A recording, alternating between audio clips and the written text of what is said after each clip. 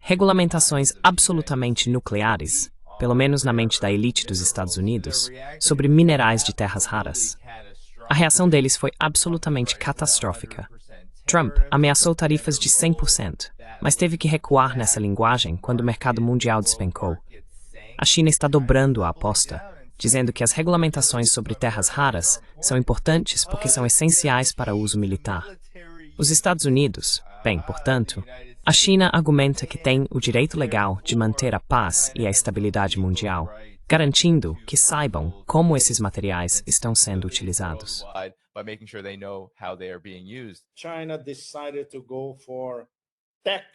A China decidiu partir para a decapitação tecnológica.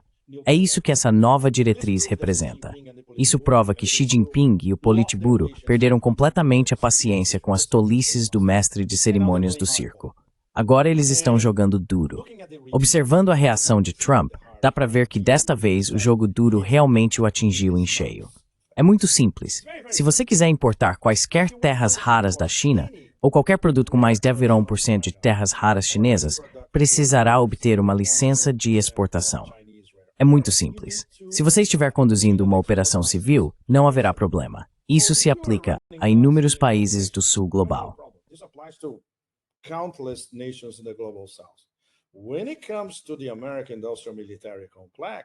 Quando se trata do complexo militar industrial americano, uau, é aí que dói. E é exatamente isso que os chineses queriam desta vez. Então, o famoso FAFO, vamos ser educados. Desta vez o Trump foi FAFO até o limite, literalmente. Ele nunca esperava que isso acontecesse.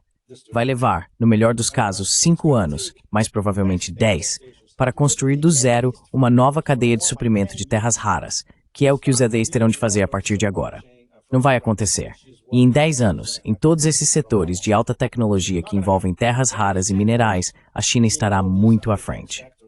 Então, qual é a aposta estratégica dos chineses neste momento?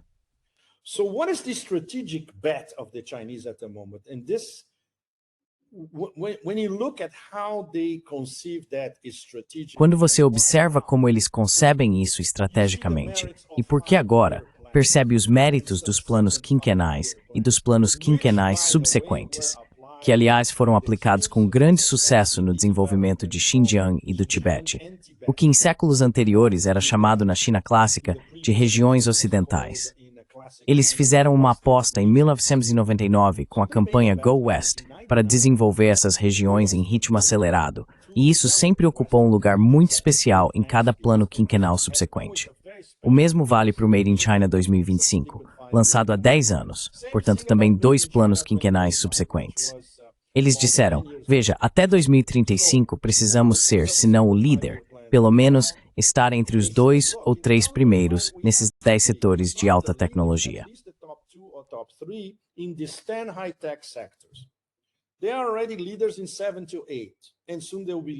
Eles já são líderes em 7 ou 8 setores e em breve liderarão nos outros 2. Mais uma vez, planejamento central.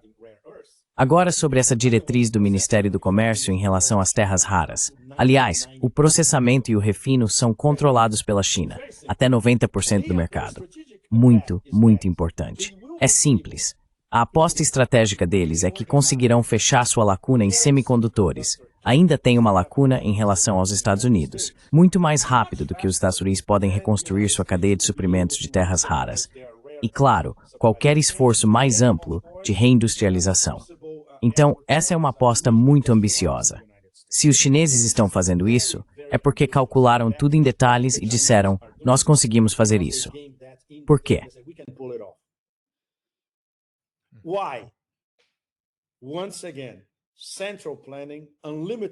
Mais uma vez, planejamento central, fundos ilimitados para pesquisa.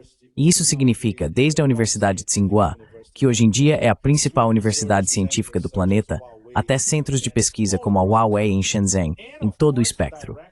E é claro, diretrizes, metas, trazer de volta as melhores mentes que ainda não estão na China, que ainda estão em algum lugar na Europa ou no Vale do Silício, atraindo-as para retornar. A maioria delas já voltou. Então é isso. Quando você junta tudo isso, tem uma estratégia coordenada em termos da guerra comercial e tecnológica, com a mentalidade de certo. É um desafio enorme, mas temos tudo o que é preciso para vencer. O que os Estados Unidos têm em contraste? Menos que zero planejamento, bravatas e um mestre de cerimônias de circo batendo as asas sem parar. É isso que eles têm.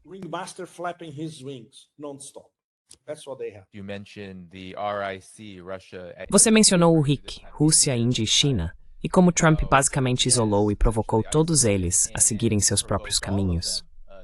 Ao mesmo tempo, surgiram todos esses relatos sobre a Rússia por meio de documentos vazados pelo grupo de hackers Black Mirror, dizendo que a Rússia tem fornecido Su-35s ao Irã. Eu sei que você também postou isso no seu Telegram. Quando olhamos por esse ângulo, vemos a China realmente atacando o complexo militar industrial dos Estados Unidos, com essas regulamentações sobre terras raras. E por outro lado, o Irã está tendo que se preparar para a guerra, com a Rússia atuando como fornecedora por meio de sua base militar e industrial em rápida expansão. Reaja a isso. De que forma isso muda o cálculo? Jijimen Nuren Kumengtibi King Pelas Raw, Zobo. Fora dos registros. Nós concordamos desde o início, era off the record. Ele me contou algumas coisas realmente intensas e fascinantes. Ele me fez perguntas sobre a Rússia. Então, basicamente, ele falou comigo sobre a China e eu falei com ele sobre a Rússia. O que posso dizer a vocês é que ele reconheceu de forma muito diplomática que a China está ajudando o Irã em várias áreas. Não posso especificar, mas tenho certeza de que todos vocês têm uma boa ideia. Assim como os russos nunca dizem nada oficialmente a ninguém, nem mesmo a mídia russa, nem mesmo as pessoas que entrevistam Peskov ou Lavrov diariamente, sobre o que realmente estão enviando ao Irã. E sabemos que estão enviando muitas coisas muito importantes, porque há Antonovs pousando em Teherã praticamente todos os dias.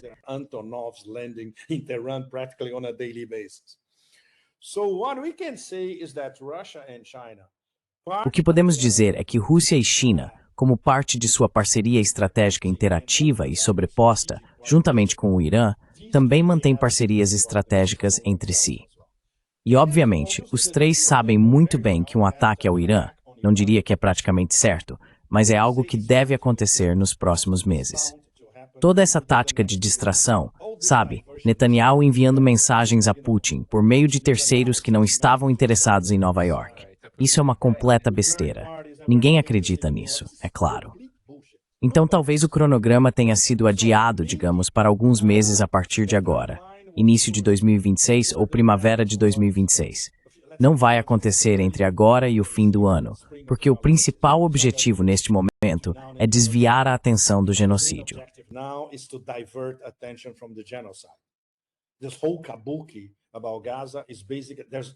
Toda essa encenação sobre Gaza basicamente tem dois objetivos. Primeiro, recuperar os malditos reféns, que é a única coisa de que falam. E segundo, desviar a atenção do genocídio para que o resto do mundo comece a falar sobre paz em Gaza. Uma paz inexistente em Gaza. Terei uma noção melhor do que está acontecendo, dependendo da minha próxima viagem. Não posso dizer para onde vou, mas acho que muitos de vocês têm uma ideia. Assim poderei ter uma percepção e algumas informações internas no local sobre para onde isso está indo e, claro, para onde a liderança iraniana está indo. Há muito debate dentro do Irã sobre os próximos passos. Há muito debate sobre o presidente Raisi ser brando demais e ainda acreditar que o Ocidente estará aberto a algum tipo de acordo. Isso é completamente irrealista.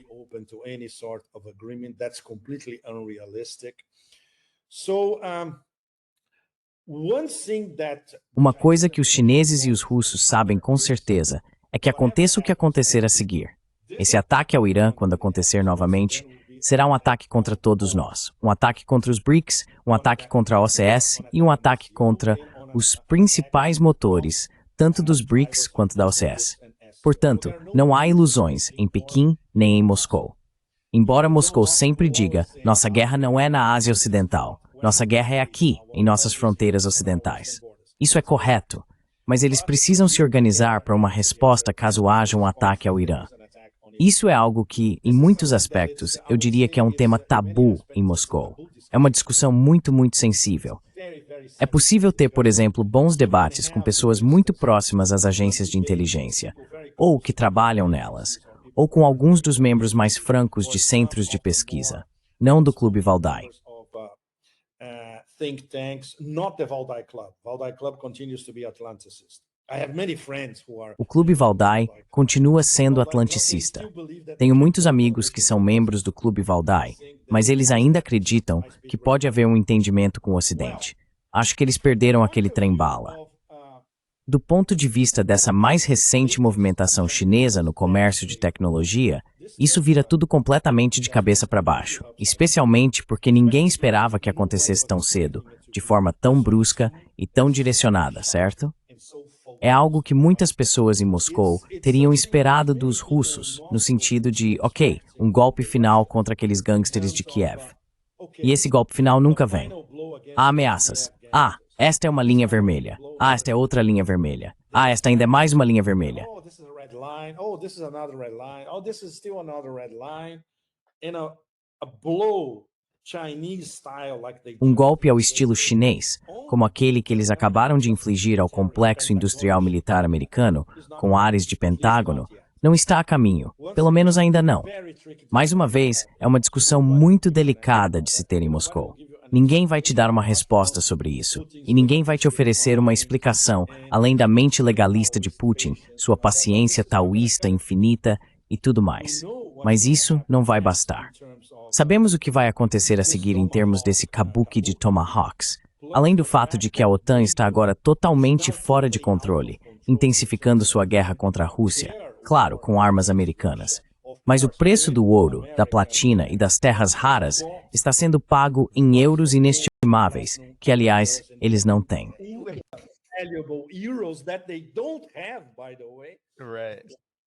Certo.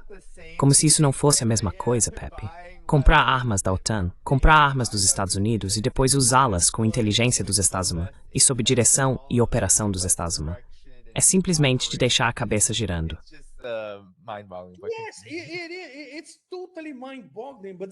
Sim, é totalmente desconcertante, mas é para aí que estamos indo. Há uma razão muito importante para essa intensificação. Alguns setores, alguns círculos de poder em Moscou estão finalmente chegando à conclusão de que o Alasca foi um kabuki total. E todos nós fomos enganados por isso. Todos nós. Fomos enganados naquela época, ok? Talvez isso fosse o começo, um recomeço e blá blá blá. Não, foi um kabuki. E acho que a melhor explicação desses últimos dias veio mais uma vez de Ryabkov, o número 2 do Ministério das Relações Exteriores. Ryabkov apresentou uma bela metáfora de um prédio em colapso.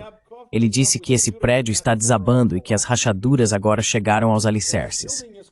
Então o prédio está prestes a desabar completamente.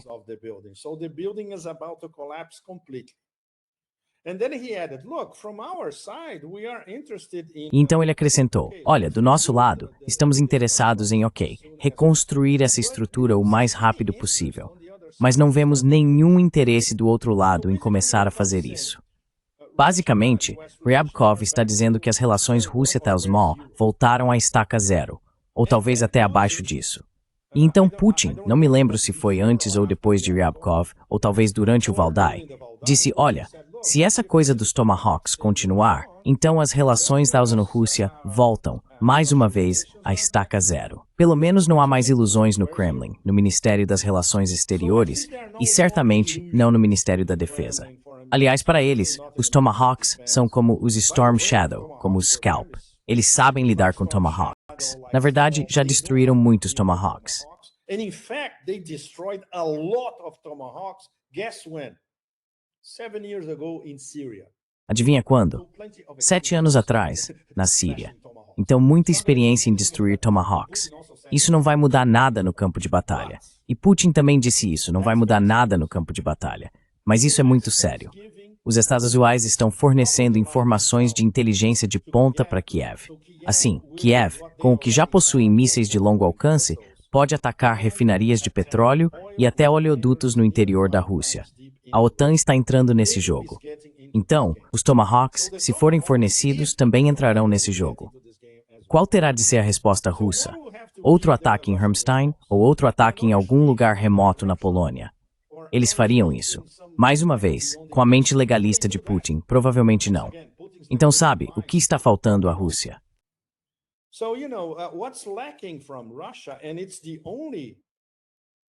E é a única linguagem que esses gangsters entendem.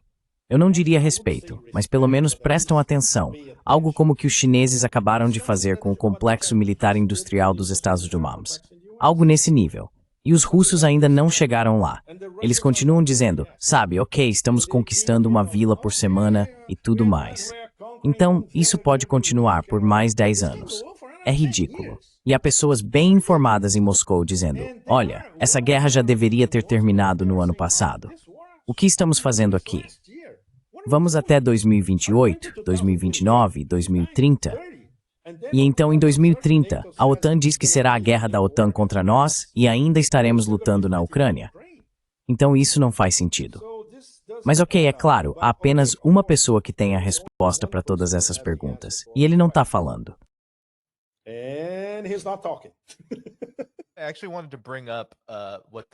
Na verdade, eu queria mencionar o que o Ministério do Comércio disse, só para que você possa comentar sobre isso.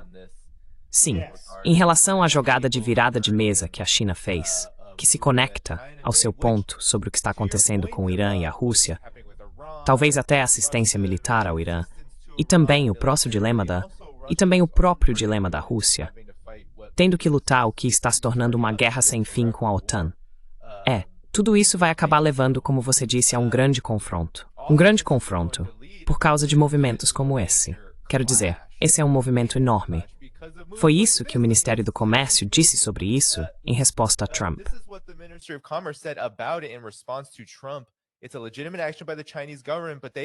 É uma ação legítima do governo chinês.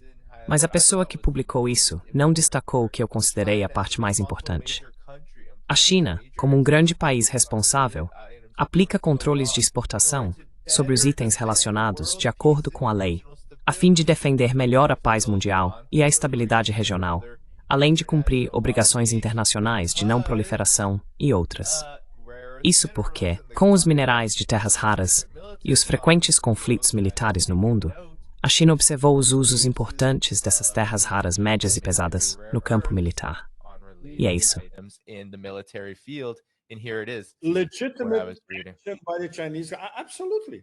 Legítimo por parte dos chineses. Absolutamente. Claro que é, porque eles sabem o que o Pentágono vai fazer com isso. Na verdade, ele já vem fazendo, tem feito e continuará fazendo. Sem mencionar que parte desse material pode acabar, adivinha onde? Nas mãos de gangsters do tipo de Kiev.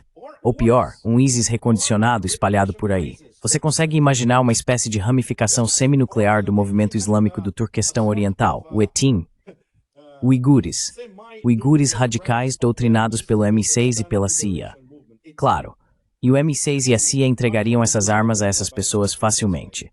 Certo, agora vão para Xinjiang e explodam tudo. É claro que os chineses têm motivos para se preocupar com isso, mas obviamente, no fim das contas, trata-se principalmente do Pentágono. E os chineses são muito bons em atacar onde dói.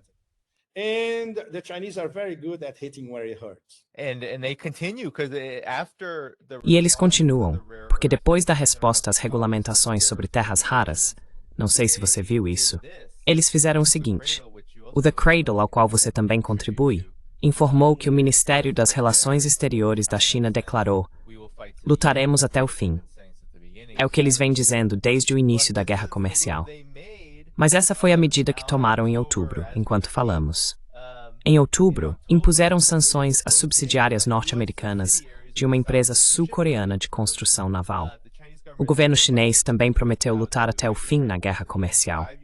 5 subsidiárias norte-americanas do grupo sul-coreano Hanwha Ocean foram alvo das sanções chinesas. E isso acontece, Pepe, enquanto os Estados Unidos, antes de as regulamentações sobre terras raras entrarem em vigor este mês na China, estavam mirando o transporte marítimo chinês com restrições e sanções internacionais.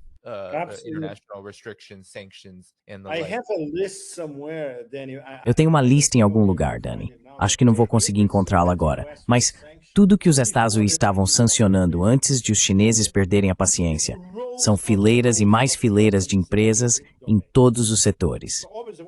Então, obviamente, quando o Ministério do Comércio viu a lista de tudo que havia sido alterado, disseram: precisamos parar com isso. Então, eles recorreram à opção nuclear. Obviamente, não se provoca uma superpotência desse jeito. E você pensa: ah não, eles nunca fariam isso. E é exatamente essa a diferença agora entre essa resposta chinesa e a falta de resposta russa às provocações. Fico me perguntando se isso está sendo analisado em detalhe pelo Kremlin, pelo Ministério da Defesa. Se não estiver, deveria, não é? If not, they should. Right?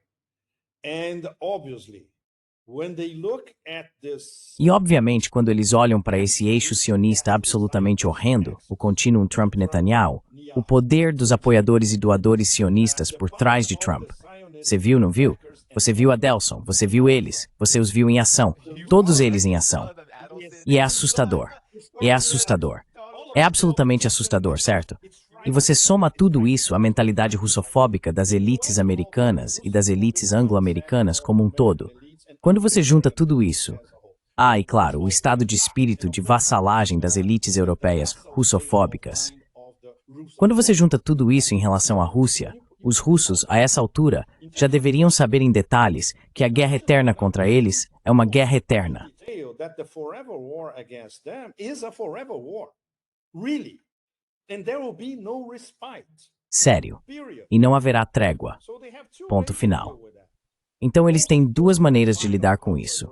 Adiar uma conflagração final, que seria inevitável entre a OTAN e a Rússia, ou adotar uma mensagem ao estilo Orshnik e dizer: olha, vocês não estão prestando atenção. Este é o cartão de visitas do Sr. Orshnik. Ainda não estão prestando atenção? Aqui vai outro. Essa seria a única forma de chamar a atenção deles. Mas ainda não chegamos a esse ponto. Longe disso, sabe? Muitos de nós estamos esperando que, se um Tomahawk for lançado contra um alvo muito valioso no interior da Federação Russa, com a possibilidade de vítimas civis também, a Rússia vá responder com um RHD. Nem necessariamente. Russia is going to respond with an Oreshnik.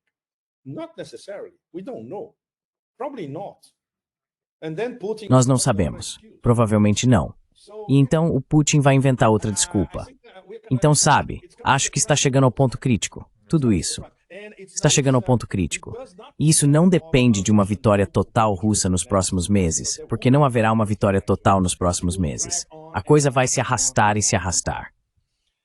O que os russos precisam entender é que agora essa frente ocidental sionista atlanticista e russofóbica contra eles é inquebrável e não vai se dissolver. Esqueçam o Alasca. Esqueçam qualquer tipo de próximo Alasca. Esqueçam outra ligação Trump-Putin. Isso é tudo besteira. Nada vai mudar. Pelo contrário, o caminho é intensificar. On the contrary, ramp up is the way to go. Pepe, antes de eu te deixar ir, sua reação final. Isso é como a cereja no topo de tudo que temos falado. As exportações de setembro, isso é fantástico. O crescimento de 8,3% nas exportações totais que a China apresentou ao mundo, sabe, em meio a todas essas tarifas e novas ameaças. Mas as exportações para os Estados Unidos caíram 27%. Caíram 27%, exatamente. Mas as exportações para as nações da ASEAN, para a ASEAN, And a good bet at this in moments. 15, 10, 56 para a África, 56%. Enfim, suas considerações finais. Exatamente. Então, mais uma vez, isso comprova o ponto de vista dos chineses. Mesmo durante o primeiro lote daquele tsunami de tarifas de Trump, há alguns meses, foi na primavera deste ano, eles disseram: olha, não precisamos mais do mercado americano. Ele representa menos de 10% das nossas exportações. Nossos grandes e crescentes mercados de exportação são o Sudeste Asiático e a África. E esses números, de apenas mês passado, há poucos dias, comprovam bem. Portanto, eles podem continuar vivendo ao exportar ainda mais para todos os parceiros da ASEAN aqui. Even more to all the ASEAN partners here. After all, the 10 ASEAN nations, they're number one. Afinal, os 10 países da ASEAN, o principal parceiro comercial deles já é a China. E depois há as infinitas possibilidades no mercado africano, sem falar, é claro, da América do Sul. O comércio entre a China e o Brasil está mais uma vez subindo cada vez mais. Soja comprada dos Estados Unidos, quem se importa? Os chineses compram do Brasil. E Dani, o mais incrível é que não há um único idiota completo no círculo de Trump capaz de analisar esses números. É absolutamente desproporcional em termos de imbecilidade. It's out of proportion in terms of imbecility. Well, you heard Trump. He said, Bem, você ouviu Trump. Ele disse que o Netanyahu liga pedindo armas das quais ele nunca ouviu falar. Então ele nem está perguntando para o pessoal do Pentágono, que talvez também não tenha a menor ideia do que realmente está acontecendo aqui. É só seguir em frente a todo vapor na linha de montagem. full speed ahead on the assembly line. Just look at the clown. Basta olhar para o palhaço do secretário de guerra. Você não precisa de mais nada, certo? Não. Até uma luta da Federação Mundial de Luta Livre é mais credível do que qualquer coisa que venha desse cara. Anything coming from this guy.